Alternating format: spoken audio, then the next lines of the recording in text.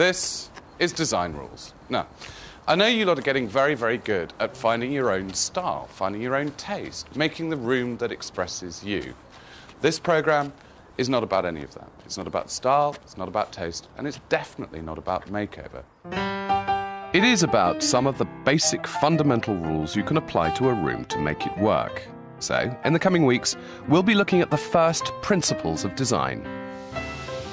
From light and how it affects us, to the impact of colour, the use of pattern and texture, personality in decorating, and finally the notion of balance and harmony, the finishing touches. You know, there's a lot of fluffy subjectivity in interior design based on intuition or experience.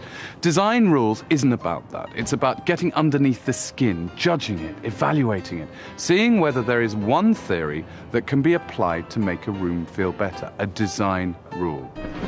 And we'll explore the reasons why the rules work by looking at how we see, how we think, how we feel, using some basic experiments and our design laboratory to prove they really do work.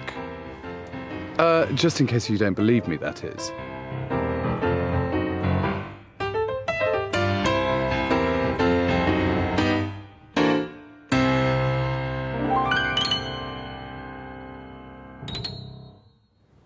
To begin, let's look at one of the single most important issues that all of us face.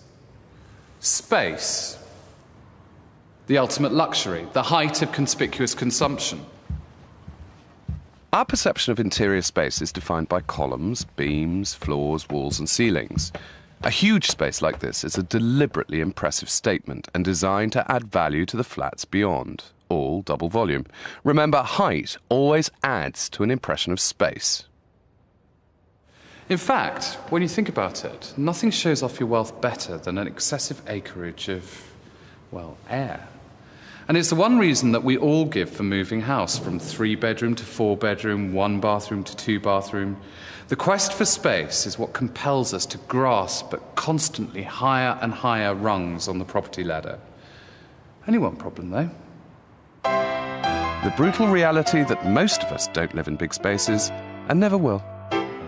Forget property developers' cavernous atriums or Conran's loft-style apartments. The majority of us live in houses built between about 1850 and now, which means that we occupy small and, on the whole, badly lit spaces. Now here, in the heart of the British countryside, in a secret location, we have recreated the average room with all of the average problems that you face at home. Stretch out an arm, and chances are you'll touch a wall. Maybe even a ceiling. And that's because half of all Britain's houses were built before the last World War, and half of them are more than 80 years old. OK, so we live on a crowded island, but being British, we're always going to assume that there's someone worse off than us. Like Japan.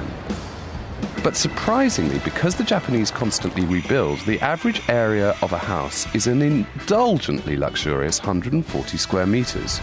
In Britain, we've got less space, 120 square metres. The average living room is 15 foot by 13. And by an extraordinary coincidence, those are the exact dimensions of our studio. Now, unless you can afford major wall-moving building work, it's down to working with what you've got and using design rules to make the space feel, well, bigger. First thing to do in an ideal world is to get everything out and paint it white. Like this.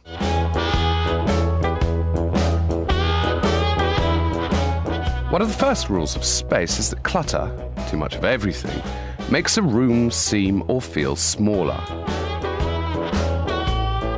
Without furniture, there are no objects dividing up the space. Proving less can indeed appear more.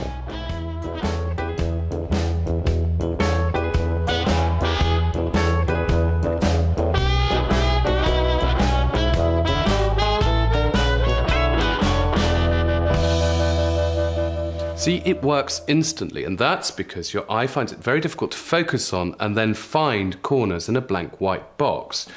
Effectively, the differences between walls, ceilings and floor all disappear, which means that the room no longer has limits. Okay, that's the best way of making a space feel bigger, but the knack is not to compromise that when the furniture goes back in, particularly when you're working with what you've got.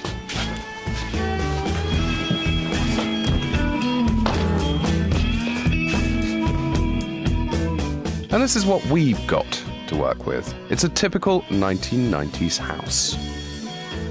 This one, in fact. The fact is that none of us live in an empty white box. It might look spacious, but it's so minimalist as to be almost unlivable. What we've got are TVs, cats, dogs, sofas, hobbies, and children, plus all of the paraphernalia which goes with them. This room, the main living room, has to double up as a playroom, a TV room, somewhere to chill out, and somewhere to entertain for a family of 4.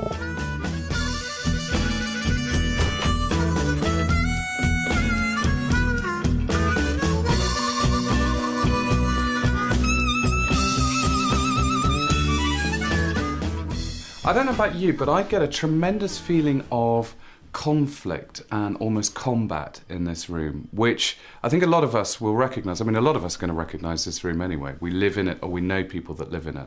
Looking around, one of the principal sources of conflict obviously seems to be activity. Imagine someone wanting to listen to something on the hi-fi, and yet somebody else wanting to fax something, and yet somebody else wanting to watch television or watch a video. That feeling of conflict is in no way calmed down by what's happened in this room. There are patterns that are fighting with each other, colours that are fighting with each other. Floral, next to Aztec, next to this rug, next to a bit of ditty-dotty, rural revival, bitty-botty. There is the cardinal sin that the British indulge in beyond any other nation, which is this concept of agoraphobic furniture that feels it needs to keep its back to the wall at all times in case something unpleasant happens to it. It's as if someone sat down and tried to work very hard at bringing as many very, very bad-tempered elements into one room altogether. How this family has survived this long is something of a mystery to me. There is a basic fundamental problem with the proportions of the room. The ceiling is not high. The ceiling is actually brought down even lower by this very, very eye-catching texture, which is literally oozing and dripping off the ceiling, making it feel lower. It's probably one of the smallest rooms that you could ever try and squeeze an entire family into. But there are ways of pushing back those boundaries. There are ways of pushing back those walls aesthetically.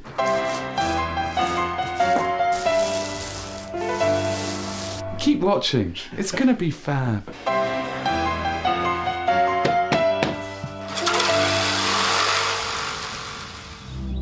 We'll get back to some of the practical tricks of the trade a bit later, but before rushing ahead all guns blazing, there are other things to consider. First step in any room is to go out and come back in again. Look at the whole room objectively. What's it for? How easy is it to move through? And vitally, what's your eye drawn to first? And what you notice in here is that the window is the most dominant focal point, and people crave views, regardless of what they're viewing. Windows framed in a wall instantly attract our attention. So before we come back to our project house, let's look at the relationship between light, glass, and space.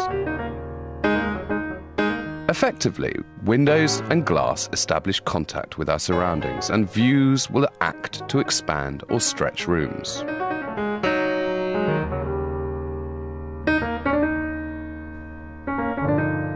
Throwing money at it helps, of course. Lots of glass and light equals lots of space, but it costs 800,000 in this case.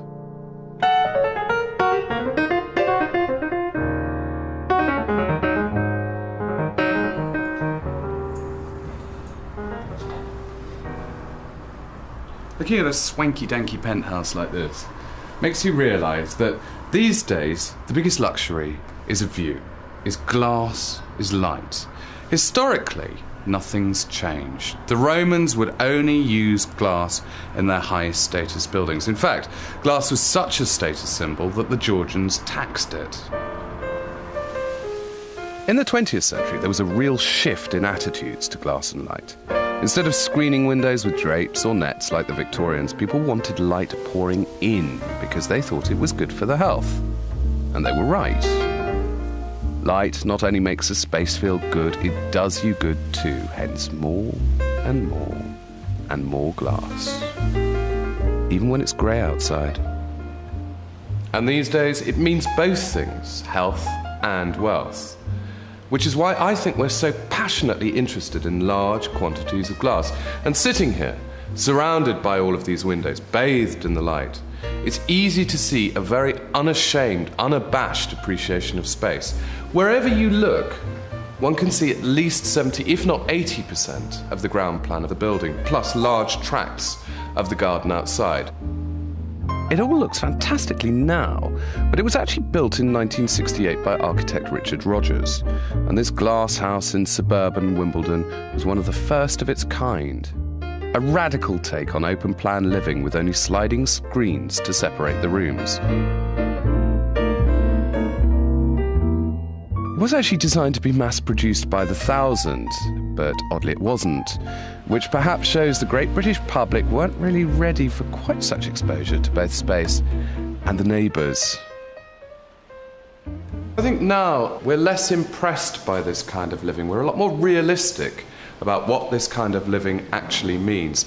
I mean, bear in mind that there isn't enough space in the country for all of us to occupy this kind of ground plan. And this kind of approach to living just doesn't fit with the housing stock that we've got. So what do? Get rid of all the Victorian terraces and replace them with this? I don't think so. Rather than demolishing one solution is to put in another window, which of course in our studio is frightfully easy. More light in the room increases the sense of space, but back in my 1993 living room, I'm limited to one window. So what to do? Well, one could take a leaf out of the Japanese book, yes, them again, and do what they call borrowing landscape, which means taking the outside, like this, and moving it inside.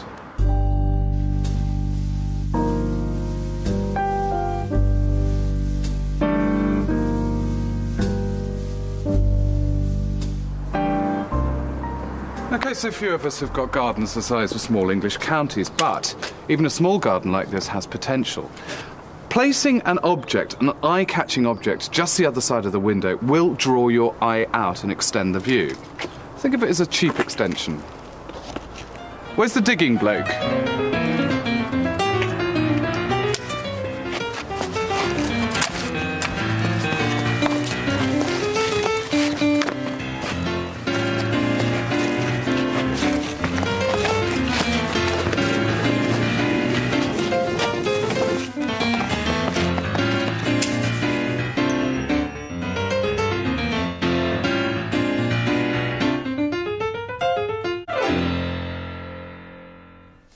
Clever trickery making your room feel bigger by bringing the outside in.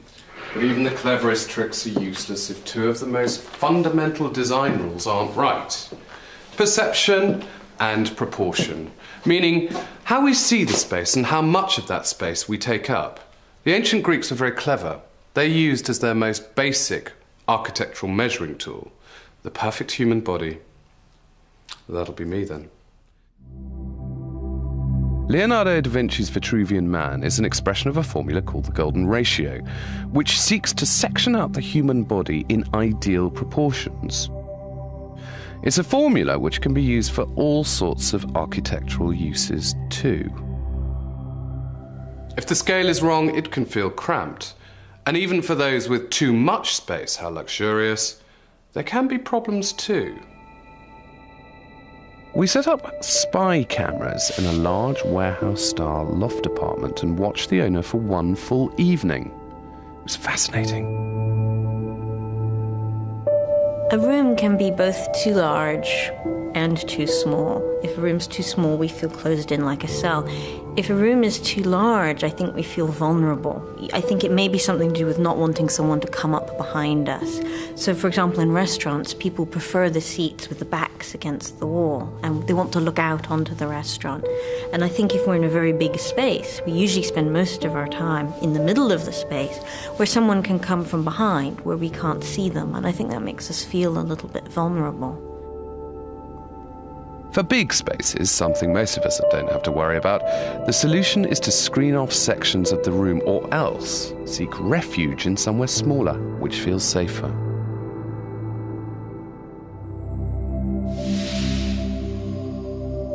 It's all about perception. To make a limited space feel bigger, we have to delude our brains, trick them, which is what we're doing in our 1990s house. Working with what you've got, not chucking out the furniture, living with what we've got.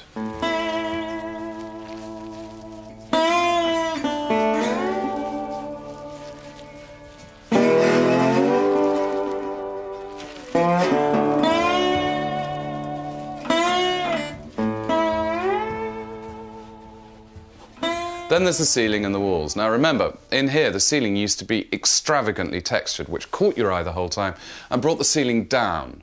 That's all gone, painted, plastered, and then the conflicting colour scheme. Bye-bye to that too. Sleek, clean blue instead.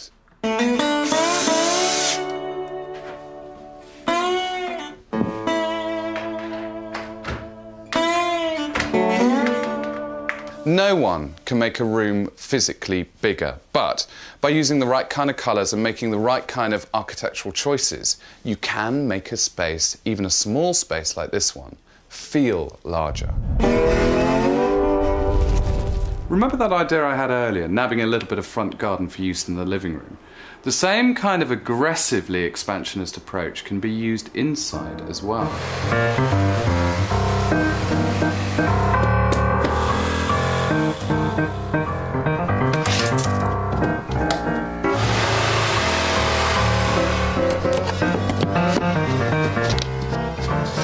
Part of my ongoing policy of robbing Peter to make Paul feel much larger, I've got my eye on annexing the kitchen.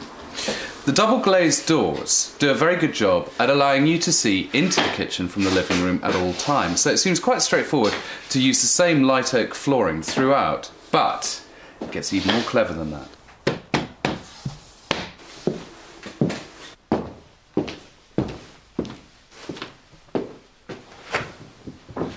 We all know that in echoey rooms, soft floor coverings like carpets and rugs absorb noise, but they do the same job to light as well because they're made of tens of thousands of tiny filaments that suck light in and hold it like a sponge.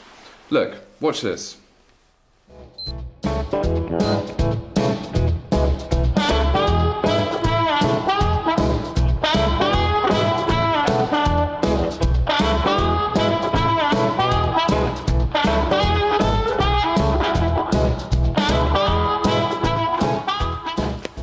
But putting anything hard and relatively shiny on the floor, such as laminate, timber, ceramic tiles, marble, or some sorts of stone, will bounce sound back, and in the same way, bounce light back. Look at this.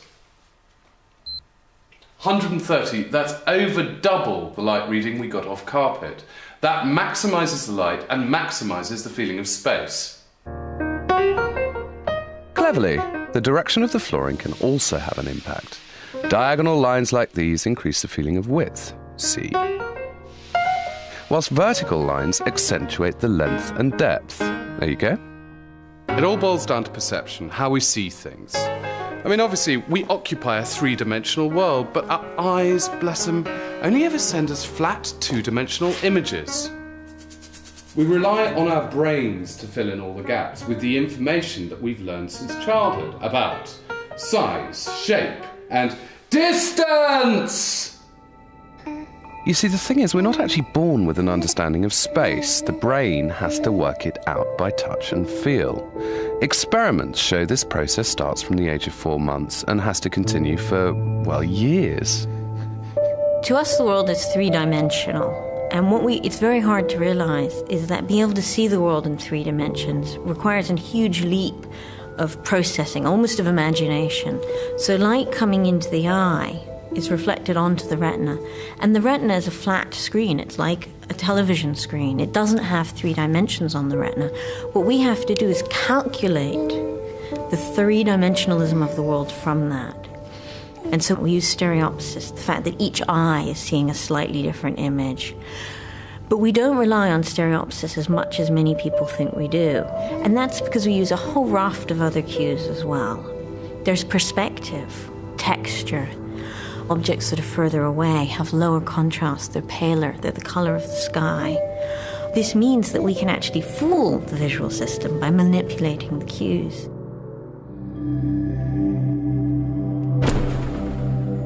There are plenty of ways of tricking the eye, but here are a few practical tips. Now, vertical lines draw the eye upwards, increasing the feeling of height. Horizontal lines, including pictorials and blocks of colour below the dado, bring the height down, but increase the feeling of width. Now, strong colour that comes forward to greet the eye on short walls decreases the depth, but increases the width of a room. The opposite is true if you put strong colour on the long walls. You get a long, thin corridor effect. And then, of course, dark colour on the ceiling or on the floor will bring the whole space down. You see, it's all in the eye, or rather, the brain.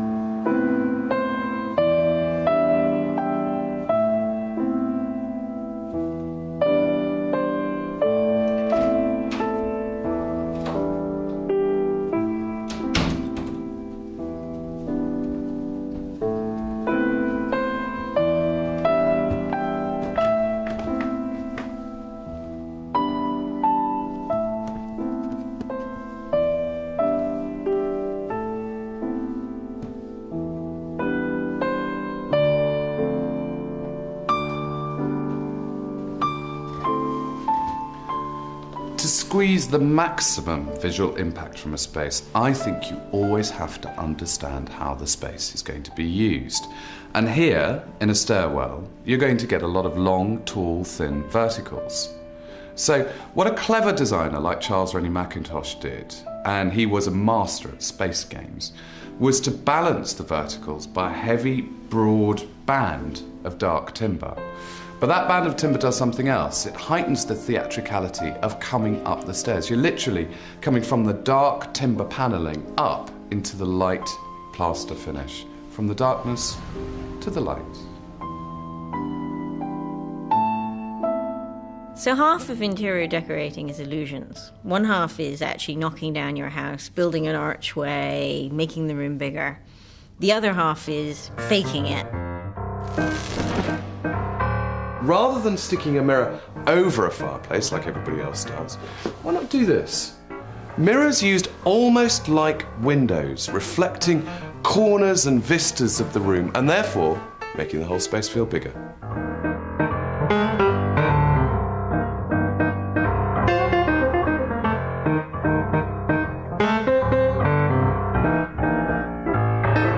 Why such a large, dark picture in a relatively small room?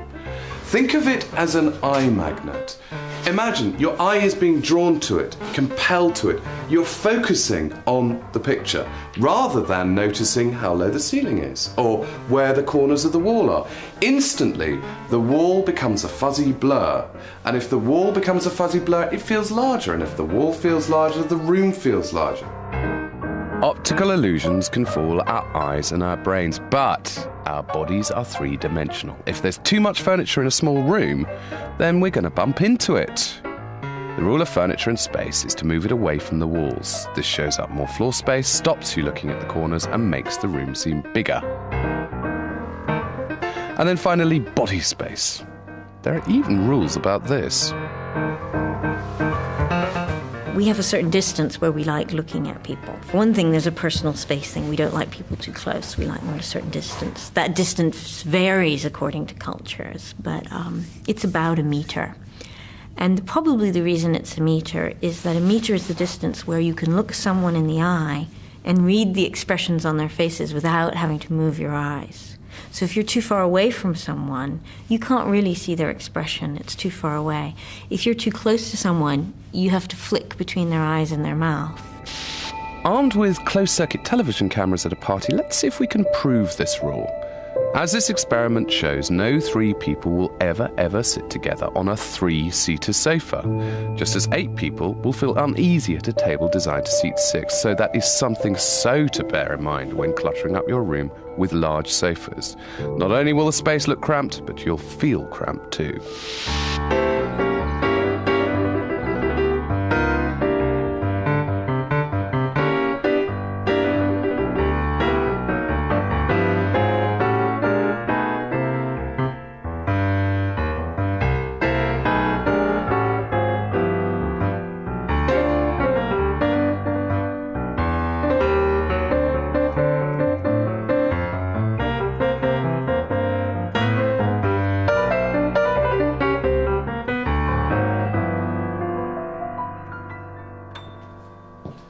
And so, the battle's over, the war is won, peace now reigns supreme, tranquility everywhere. But how come this space now looks so damn big?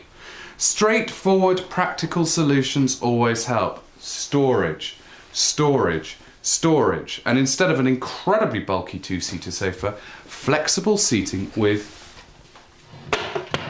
storage facility. Other things are quite good. Drawing your eye constantly into the centre with things like pictures hung low in the middle of a space, the rug pulling your eye down there, the big 3-seater sofa, technically too large for the space, it's kind of corseted by putting a throw down the middle of it. So what are the weapons in the armoury that we can use in the war against small feeling spaces? There's the foot soldiers, colour. There's the cavalry, declutter. There is the heavy artillery, light. Nothing makes a room feel larger more effectively than maximising light. Even simple things like the white surface of the storage unit in front of the window is bouncing light back into the room. But the crucial element is the espionage core, the tricks that we've used to really delude your brain into thinking that this room is much, much bigger. So, to recap. Clutter makes a room seem smaller. The more light, the bigger the feel. Strong colours close a room down. Texture absorbs light and thus space. Keep the windows clear and draw the eye out. Bounce as much light around as you can. Mirrors can double the illusion of space. Taking skirting up the wall makes the floor look bigger. And of course, we all need furniture, but don't overcrowd it. How could you improve the layout of your room and create that all-important illusion of space? Find out from the hints and tips on our website, www.bbc.co.uk/homes. In the next programme, we look at colour, how it arouses us, how it excites us, and not to mention why women have a slight advantage over men. Because there's more to colour than meets the eye.